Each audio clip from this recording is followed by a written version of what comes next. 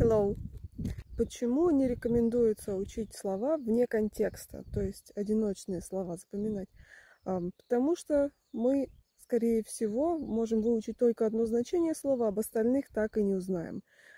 И для примера я приведу слово like, потому что оно всем знакомо, и при этом, может быть, кто-то не знал, что это слово, оказывается, переводится не только как «любить, нравится», как в предложении I like coffee in the morning, а также это еще и наречие, и существительное, и прилагательное, и союз.